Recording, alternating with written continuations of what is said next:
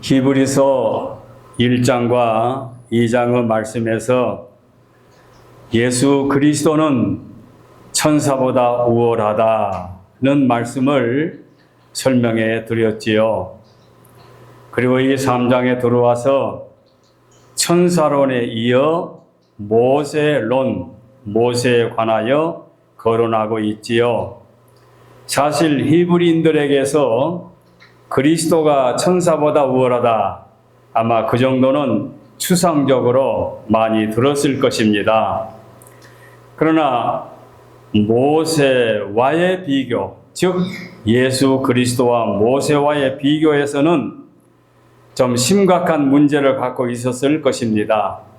왜냐하면 모세는 그 시대에 그 히브리인들로 기독교인이 된 그 사람들 시대에, 초대교회 시대에 모세라는 분이 어떤 분이냐? 유대교의 창설자지요. 유대교의 창설자. 그리고 종교적으로 그에게 소속한 자들이었습니다. 그들이, 그리고 모세를 히브리 사람들이 볼 때는 최대의 인간으로 여겼을 것입니다. 이제 5장에 가면 나옵니다마는 그때의 히브리인으로 기독교인들은 대단히 믿음이 어린아이와 같은 초보 신자들이었습니다. 그러니까 예수님과 모세의 관계를 잘 알지 못했을 것입니다. 그러므로 모세는 율법을 하나님께 받아서 율법을 만든 사람으로 우리에게 위대한 인물이고, 예수 그리스도는 모세의 율법을 완성시키는 자로, 그 나라의 율법을 집행하는 자로 왔으니 모세가 으뜸인 것 같고 예수님은 그 다음에 분이 아니겠나, 이렇게 생각할 수 있었을 것입니다.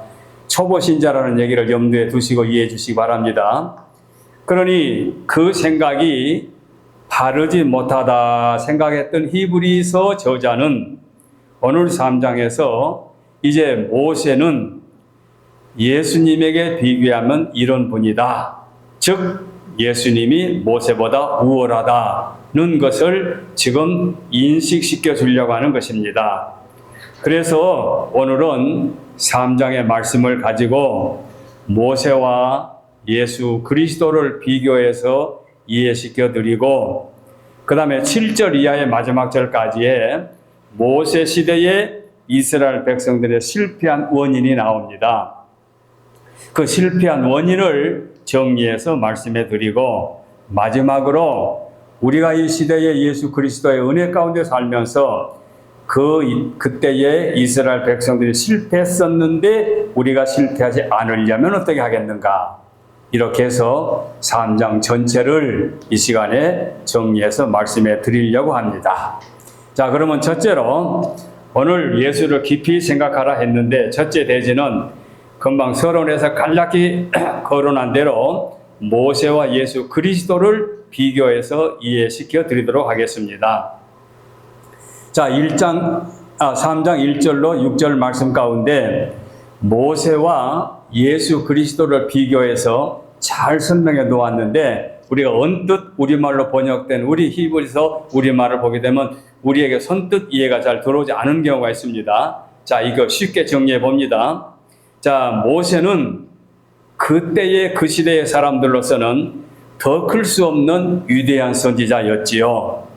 그 모세의 태어남, 그리고 모세의 양육받은 삶, 그리고 모세가 용감하게 자기의 민족을 택한 삶, 그리고 심지어 모세의 죽음까지도 다 하나님의 계획하에서 진행되었지요. 그래서 다니엘 무디 목사님은 모세를 향하여 이렇게 증언했습니다. 다니엘 무디 전도자 목사님이 말하기를, 모세가 40세가 되었을 때에는 나는 무엇이든지 할 수 있는 사람이다 하고 자신감을 가졌을 것이다. 이제 무디 전도자가, 무디 목사님 하신 말씀이에요. 모세가 40세가 되었을 때는 나는 무엇이든지 할 수 있는 사람이다, 자신감이 있다는 얘기지요. 그리고 40년이 또 지난 다음 80세가 되었을 때에 광야 40년이 지난 다음에는 나는 아무것도 할 수 없는 사람이다. 모세가 그렇게 고백했을 것이다 이거죠. 그 다음에 120세 또 40년 지난 다음 120세가 되었을 때에는 모세가 자기를 향하여 뭐라 말했을까? 나는 하나님의 사람이다 라고 말했을 것이다. 굉장히 공감이 가는 말이고 이해가 되는 말이죠. 아마 그랬을 것이다. 우리도 이렇게 공감이 갑니다. 신구약 성경에서 모세만큼 위대한 인물이 없다고 해도 과언이 아닐 것입니다. 그래서 요한복음 9장에 있는 말씀 보게 되면 예수님께서 나면서부터 소경된 자를 건져주셨지요. 엄청난 사건이 일어나지 않았습니까? 태어날 때에 소경으로 태어났는데 그분을 건져주셨다. 놀라운 사건이고 획기적인 사건이죠. 그러니까 예수님에게 쫙 유대인들이 몰려들지 않겠습니까? 그때의 율법주의 바리새인들이 그 예수님의 그 이적과 그를 따르는 자들을 향해서 말하기를 우리는 모세의 제자다. 그렇게 말했습니다. 너희들이 예수님을 따라가겠느냐? 우리는 모세의 제자다. 이만큼 모세를 위대한 인물로 여겼다는 얘기지요. 사실 이스라엘 민족에 있어서는 애굽에서 그 민족을 구출해 주었고 가장 큰 애언자로 선지자로 큰 일을 했던 사람이기 때문에 그야말로 바다가 마르고 태산이 닳아 없어진다 하더라도 모세를 잊지 못했을 것입니다. 그만큼 모세는 위대한 인물이었다는 말입니다. 자, 그런데 히브리서를 기록한 이 저자가 그들의 잘못된 인식을 바로 세우기 위해서 오늘 차분하게 말씀을 시작합니다. 뭐라 시작합니까? 자, 모세는 하나님 앞에 충성된 종임에는 틀림이 없다. 그렇지만 하나님의 집에 사환에 불과하다. 이렇게 말했습니다. 그리고 예수님은 누구냐?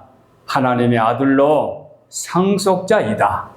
자, 여기서 비교가 되는 거죠. 모세는 피조물이지요. 인간 중에 한 사람입니다. 모세는 부모가 있고 이스라엘 백성들에게 존경을 받는 인물이지만 하나님의 아들이 아니고 하나님의 사람으로 이스라엘 백성 중에서 태어난 피조물의 한 사람이지요. 그런데 예수님은 누구십니까? 예수님은 피조물이 아니고 창조주이시다. 그래서 예수님과 모세를 비교합니다. 잘못하면 막 일어날 수 있죠. 모세를 위대한 인물로 보고 있는데 감히 우리 모세를 그따로 말하냐고 그럴 수 있잖아요. 그러니까 차분하게 이론적으로 지금 말합니다. 그래서 모세는 하나님의 집에 사환으로 일하는 자로 충성된 자고 예수님은 하나님의 아들로 충성된 자다. 충성의 정도는 같다고 치자. 그렇지만 충성하는 모세의 소속과 예수님의 소속은 다르다. 이렇게 해 나갑니다. 그리고 예수님이 앞으로 상속자로서 주인의 아들이다. 이렇게 말씀합니다. 그러면서 모세는 장차 올 복음의 증인에 불과하고 예수님은 그의 실천자이다. 이렇게 비교해 나갑니다. 그러니까 이런 이유를 들어서 지금 모세가 어떤 분이고 예수님이 어떤 분이라는 것을 잘 좀 설명해 나가고 있습니다. 그래서 예수님과 모세, 율법과 복음, 아들과 종, 자주, 주인과 노예 이렇게 비교를 해가지고 예수님은 이런 분, 모세는 이런 분 이렇게 쉽게 나아가 밝혀주고 있습니다. 그래서 모세는 이스라엘 민족에게 율법을 주어 이스라엘로 하여금 율법을 복종케 하는 자였으나 예수는 직접 아버지 하나님과 교제하며 하나님께 완전히 복종했던 주인공이다. 이렇게 정리해 나갑니다. 그러므로 전자는 두려움을 품은 종으로서 충성했고 후자는 아바, 아버지라 부르면서 충성했다. 그래서 소속이 다르잖아요. 이렇게 율법과 복음, 복음과 율법, 예수님과 모세, 모세와 예수님을 비교해서 예수님이 우월하다는 것을 설명해 주고 있습니다. 그래서 히브리서 이 우리말로 번역된 그 말의 표현은 우리가 막 들어오진 않지만 이 문장의 논리적으로 보게 되면 굉장히 아주 정연하고 히브리 문법으로서는 완벽하다고 그래요. 그래서 이 말씀의 의미를 깊이 생각하게 되면 참 진리다, 참 참된 진리다. 이 말씀 속에서 예수님이 어떤 분인가 하는 것을 바로 깨닫고 사복음서를 들어가든가, 예수님이 어떤 분인가 하는 것을 바로 깨닫고 역사서 사도행전에 들어간다든가, 예수님이 어떤 분인가 하는 걸 바로 깨닫고 바울 서신에 들어가게 되면 주인공 예수님에 대해서 인식이 바로 바뀌는 거지요.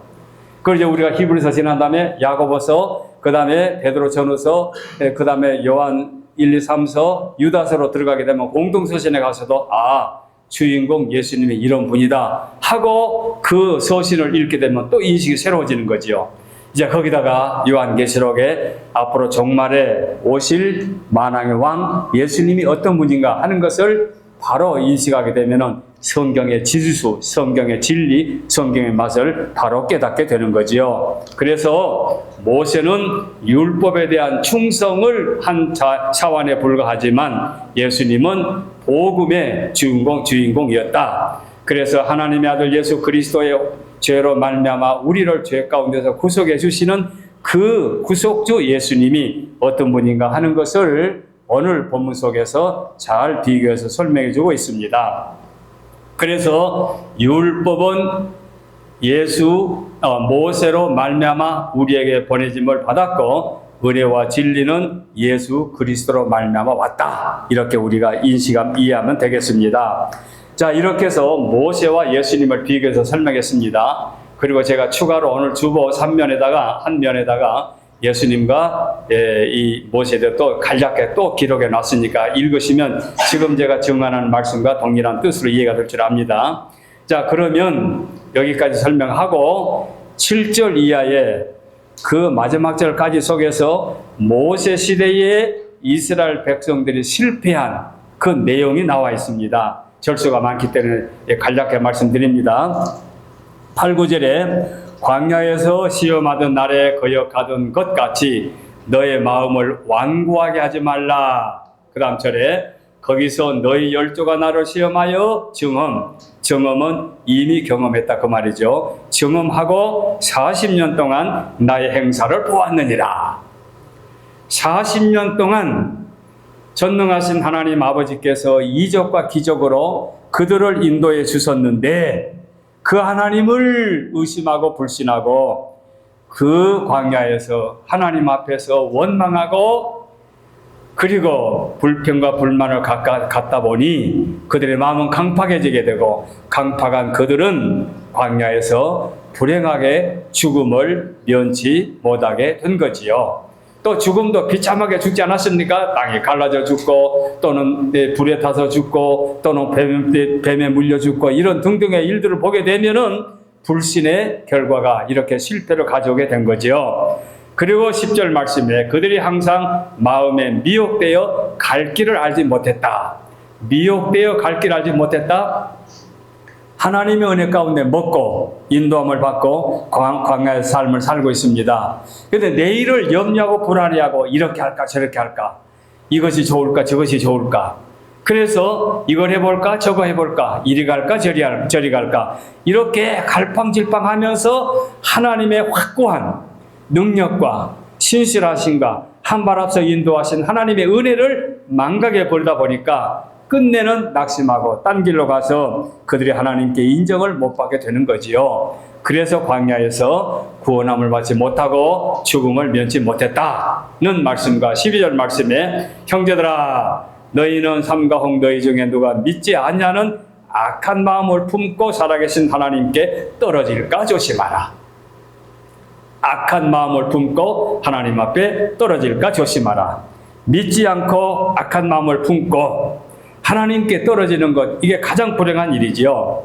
그래서 믿지 않는 것이 가장 기본적인 죄악입니다. 여러분, 이웃에 있는 절친한 친구들과 더불어 살아가면서 잘 믿는 친구, 전혀 신앙생활하지 않는 친구가 있지 않습니까? 그러면 겉으로 볼 때는 친한 친구니까 별 차이 없는 것 같으나 하나님이 볼 때에 한 친구가 신실하게 믿는다? 의의 삶을 사는 거지요.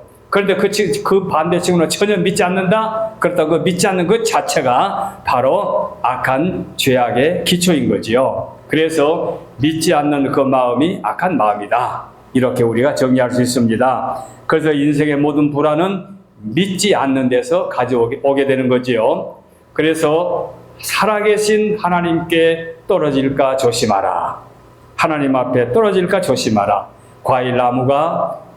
과일이 나무에 붙어 있을 때는 점점 연그러지고 맛이 들게 되겠지요.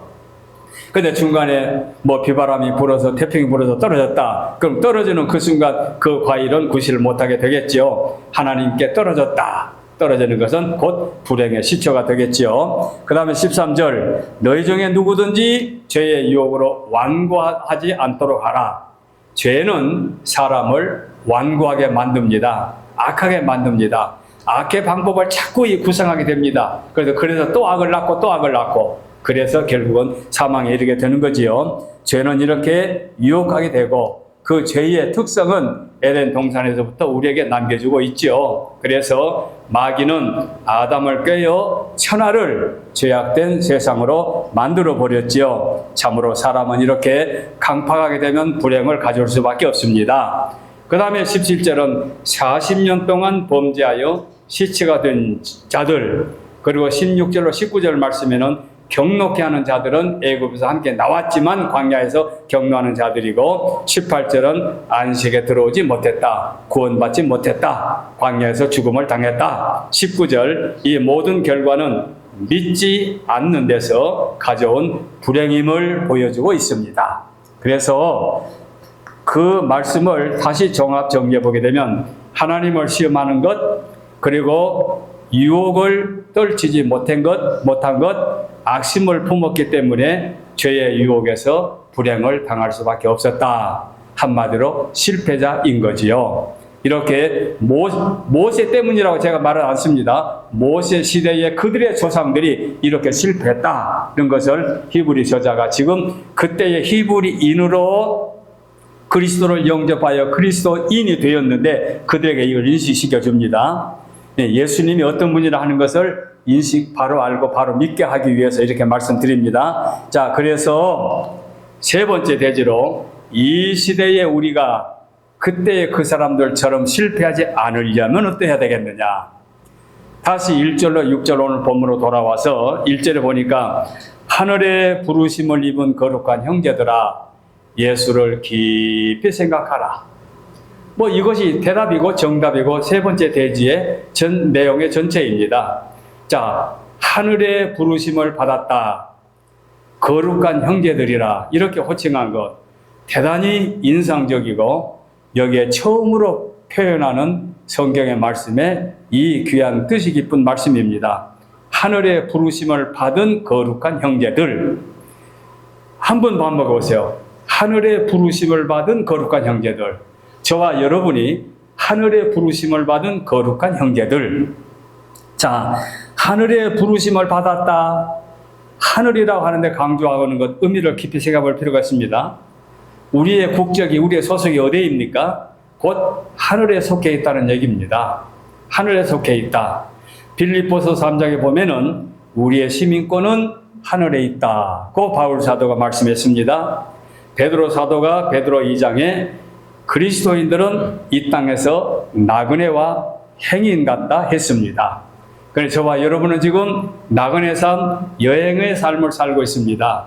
장차 우리가 갈 곳은 하늘이기 때문에 하늘의 시민권을 갖고 사는 자들이죠. 그리고 함께라고 하는, 더불어 함께라는 말씀은 하나님께 속한 모두를 총칭하는 말씀인 줄 압니다. 그리고 거룩한 형제들, 그 의미가 굉장히 의미가 깊지요. 거룩한 형제들. 보통 우리가 형제들, 형제 자매, 이렇게 말하지 않습니까? 그런데 여기서는 거룩한 형제들. 대단히 의미가 깊어요. 자, 그래서 야고보 선생은 뭐라 말했습니까? 나의 형제들, 이렇게 표현했습니다. 거룩한 형제들, 나의 형제들. 거룩, 성별을 뜻하는 거죠. 그 다음에 바울 사도는 이 그리스도인들을 향하여 성도라고 말씀합니다. 성도. 거룩할 성 무리도, 거룩한 무리들. 그래서 거룩한 성도들, 하늘에 속해 있는 자들은 거룩한 성도들이다. 하늘에 속해 있는 자들은 하늘의 시민권을 가진 자들이다. 장차 우리의 본향은 하늘나라다. 이렇게 말한 거지요. 그래서 여러분이 지금 소지하고 있는 미국의 시민권만 가지고 저리 해외에 나가게 되면은 미국의 시민권으로 대접을 받지 않습니까? 하물며 한 나라에서도 큰 나라, 대국, 부자 나라, 선진국의 시민권을 가지면은 그렇게 대접을 받게 되는데, 하나님의 나라, 하늘의 시민권을 갖고 있다. 이건 보통 축복이 아닙니다. 보통 축복이 아닙니다. 그리고 1절 후반절에 믿는 도리가 무엇입니까? 예수 그리스도를 나의 구주로 모신 신앙 고백입니다. 신앙 고백. 그래서 베드로 사도는 주는 그리스도시요 살아계신 하나님의 아들입니다 라고 고백했죠. 오늘 본문에서 믿는 도리를 뭐라 말했습니까? 예수님을 가르쳐 뭐라 말했습니까? 사도요 대제사장이라고 총칭을 했습니다. 베드로 사도는 주는 그리스도요 살아계신 하나님의 아들이라고 했는데, 오늘 본문에는 사도요 대제사장, 예수님을 사도요 대제사장. 선뜻 우리 머릿속에 안 들어오죠. 근데 의미는 간단해요. 사도가 무엇입니까?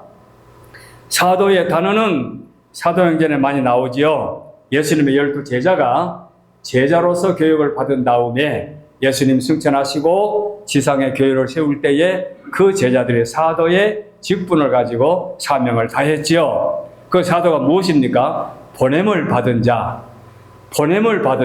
누군가가 불러서 보냈다. 예수님이 불러서 보냈다. 예수님이 교육을 시켜서 보냈다. 그게 사도지요. 그럼 예수님을 왜 사도로 했느냐? 하나님이 부르셔서 인류를 구원해 주시라고 이 땅에 보내셨다. 그런 의미에서 사도예요.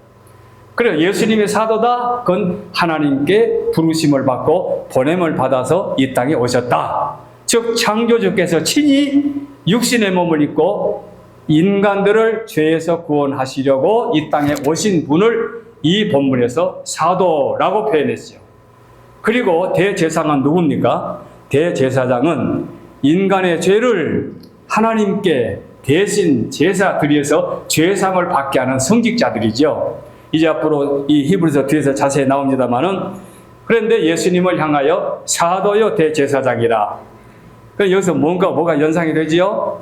자, 구약에서 모세는 사도의 사명을 다했습니다. 하나님의 부르심을 얻은 종으로. 그러면 제사장의 역할은 누가 했습니까? 모세의 형 아론이 뭡니까? 레위 지파의 아론 있지요. 아론이 제사장의 직분을 감당하게 된 거지요. 그래서 구약에서는 모세와 아론이 두 사람이 겸직을 한 것이 아니고 각각 직임을 다 했는데, 신약에 와서는 예수님 한 분이 모세의 직분과 아론의 직분을 함께 한 몸으로 이루신 거지요. 바로 그분을 향하여 믿음의 도리라고 말씀을 했습니다. 믿음의 도리. 그래서 사도요 대제사장이신 예수 그리스도를 깊이 생각하라. 깊이 생각하라. 이게 우리의 신앙 고백입니다. 그래서 사도요 대제사장이신 예수 그리스도를 깊이 생각하고, 너희들이 유대인으로 예수 그리스도를 받아들였으니 이 기독교 복음을 받아들인 이 반열에서 너희들이 낙심하지 말고 끝까지 지켜라. 깊이 생각하라. 여기서 물러나면 안 된다 하고 말씀하신 거지요. 그래서 이 본문 속에서 구약의 모세 휘하의 이스라엘 백성들은 광야에서 실패했다. 실패하고 말았지만 우리들은 그리스도 안에서, 예수 안에서 예수님을 깊이 생각하고 여기서 예수님을 붙잡고 바른 신앙을 갖고 흔들리지 말고 낙심하지 말라. 이렇게 말씀하신 거지요. 그래서 예수 그리스도를 깊이 생각하라. 자, 다시 한번 성경으로 와서 보면은 성경 히브리서 3장 1절에 보니까 그러므로라는 접속사로 시작하죠. 이 접수사는 1장과 2장에서 천사보다 우월하신 예수님의 말씀을 설명하시고 이어서 예수님은 계속하여 어떤 분이다라는 한 것을 연결해 말씀드린 건데, 그 다음에 지금 제가 6절까지 본문을 정했는데 7절 이하는 아까 이대지에서 말씀드렸지요. 이대지에 또 처음에 보세요. 그러므로 라고 시작하지요. 그러므로 성령이 이르신 바와 같이, 이렇게 또 7절에 또 그러므로 접속사로 시작하는 거죠. 그러므로 이 접속사는 예수 그리스도가 어떤 분이다 라고 하는 것을 설명해 주시고, 그리고 이해시키고, 그 예수님을 깊이 생각하고 붙잡고 놓지 말아야 되겠다는 의미로 이 깊은 말씀을 하는 겁니다. 깊이 생각하라. 이 부분을 제가 설교를 준비하면서 또 옛날 생각이 나대요. 우리는 신학교를 다닐 때에 그 성경 66권을 주석 쓰시는 박인선 박사님에게 직접 당신이 쓴 주석을 가지고 우리가 이 주경신학을 교육을 받았어요. 참 그때 행운아였죠. 근데 그 박윤선 박사님이 성경을 주석할 때에 어느 부분에서 이제 그 당신이 이해되지 않는 부분이 있었던가 봐요. 그러니까 또 다른 그 주석을 쓰신 이상근 박사님을 찾아가는데 비가 억수같이 쏟아지는데 우산도 없이 그냥 비를 철철 맞고 그 이 박사님을 찾아갔어요. 그러니까 이상은 목사님이 자기보다 연세가 높은 분이 자기를 제가 깜짝 놀라지 않았겠습니까? 그것도 피를 줄줄 맞고, 아유 박사님 웬일이십니까? 하니까 아니 내가 다른 게 아니고 지금 성경 여기에 부분이 이게 궁금한데 너무 내가 궁금해가지고 내가 그 목사님의 이 의견을 듣고자 왔다고. 그러니까 아 그래요 하고는 이제 또 그 자기 의견을 말한 거예요. 그러니까 그 의견을 말하니까 아 그렇군요 하고는 그걸 그냥 돌아가 버린 거예요. 뭐 차 한 잔도 대접받지도 않고 들어가지도 않고 돌아가 버린 거예요. 이 과정을 우리 제자들이 들으면서 참 대단한 학자였다. 성경의 은한 구분이 그저 궁금하니까 그 부분을 그렇게 궁금하게 생각하고 비를 주룩주룩 맞고 다른 박사님에게 찾아가서 묻고 그 한마디 듣고 나서 그냥 그거로 돌아왔다. 참 그 대단한 분이다. 그 깊이 생각한다는 의미에서 제가 그걸 생각하면서 우리가 예수 그리스도를 믿는다. 아니, 그 믿는다는 고백 참 아름답죠. 하지만 믿는다는 그 정도가 그 뜨거운 열기로 따지면 온도가 100도에서 물이 끓게 되고 200도, 300도, 600도, 700도 그래서 쇠도 녹히지 않습니까? 이런 식으로 예수 그리스도를 깊이 생각하는 이 과정이 믿음의 정도를 잘 보여주고 있는 말씀이지요. 그래서 종합적으로 히브리서 3장은 무슨 말씀이냐? 그 당시 히브리인들로 기독교의 복음을 받아들인 자로서 자기의 동지들 가운데서 자기의 민족들 가운데서 율법에 지금도 젖어 있으면서 자기들에게 박해하고 그리고 복음을 경히 여기고 율법을 준수해야 된다고 하고 그리고 이 기독교 내에서는 너무 힘들고 어렵고 불이익을 당하고 심지어는 왕따를 당하고 그래서 낙심하고 그 히브리인들로 기독교인이 되어가지고 굉장히 갈팡질팡하고 있는 그들에게 예수 그리스도가 어떤 분이다 라고 하는 것을 잘 설명해 주기 위해서 3장에서 믿음의 도리인 예수님은 사도요 대제사장이신 하나님의 아들로 우리에게 오셔서 우리의 죄를 속량해 주신 확실한 구세주이시니 예수님을 깊이 생각하고 붙들고 믿음의 도리를 굳게 지키라고 명해 주신 말씀인 줄 압니다. 아까 제가 중간에 말씀드린 대로 우리 역시 이 시대에 믿는다 하면서 그냥 대충 교회 나와서 예배 참여하는 정도가 아니라 말씀을 깊이 묵상하고 그리고 말씀의 진리를 바로 깨닫고 그 진리를 붙잡고 우리가 떨어질까 조심하라.